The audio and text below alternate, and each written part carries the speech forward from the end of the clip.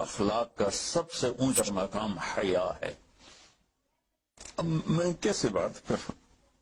میرے دیش میں حیا کو کس نے تار کیا؟ جب تک اس بے حیا کو نہیں ہم روکتے، اور کوئی روک نہیں سکتا ہے، اندر سے نیت نہ ہو میرے قوم بے حیائی چھوڑ دو، گناہوں سے بھرا ہوا ہے یہ سارا دامن، گناہوں سے بھرا ہوا ہے، بے حیائی سے، بے پردگی سے۔ پھر وہ میں نے تمہارا ریئیکشن سنا تو اتنا اچھا تھا، تھینک یو سر، شکریہ۔ کئی دفعہ سنا تو پھر میں نے اپنے ٹیم کے ذمہ لگایا، میں نے کہا پتہ کرو اس بچی کا فون نمبر تلاش کرو، میں اس سے بات کرنا چاہتا ہوں۔ تھینک یو، پھر شکریہ۔ میں کل مجھے تمہارا نمبر ملا تو آج کا 11 بجے کا ٹائم تھا۔ سر یہ تو میرا مجھے بہت خوشی ہو رہی ہے۔ نہیں سر، یہ تو میری خوش قسمتی ہے کہ مجھے ضد کو ضد سے نہ توڑو۔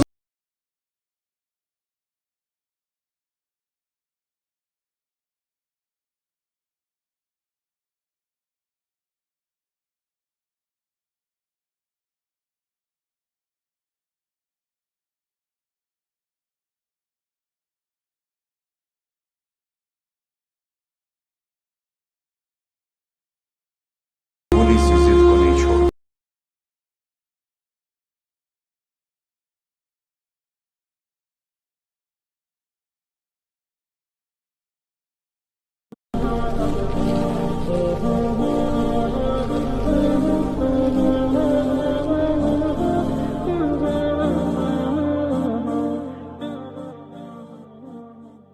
ایک علامہ صاحب بیان کر رہے تھے کہ طاہر القادری صاحب کافر ہیں چونکہ یہ دیوبندیوں کو مسلمان سمجھتے ہیں۔ وجہ کفر کیا کہ دیوبندیوں کو مسلمان سمجھتے ہیں۔ ان کا منہاج القرآن کے نام پر جو انہوں نے کام کیا ہے یہ صدیوں میں کوئی کرتا ہے۔ کھلے دل رکھا کرو، محنت کا اعتراف کیا کرو۔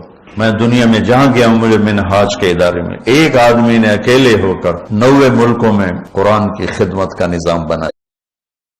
میرے دوستوں، بزرگوں، عزیزوں، ہماری ایک ناکامی کا سبب یہ بھی ہے کہ جب دنیا میں کسی مشکل کو سے نکلنے کے لیے تمام اسباب ناکارہ ہو جاتے ہیں تو پھر لوگ کہتے ہیں کہ اب تو اللہ ہی کریں گے، اللہ ہی کریں گے۔ حالانکہ اسباب میں تھک کر یہ کہنا کہ اللہ ہی کریں گے، اس میں وہ کمال اللہ کی وحدانیت کا نہیں ہے جو کمال ساری دنیا کو اگر اسباب سے بھر دیا جائے اور ہر حاجت کے لیے یقینی اسباب مل جائیں، ہر کسی حاجت کے پریشانی کے پیش آنے پر سبب کی اختیار کرنے سے پہلے کہے کہ اللہ کرنے والے ہیں، تو پھر اس کا کہا جائے گا کہ ہاں اس کے دل میں اللہ کی ذات سے ہونے کا یقین ہے۔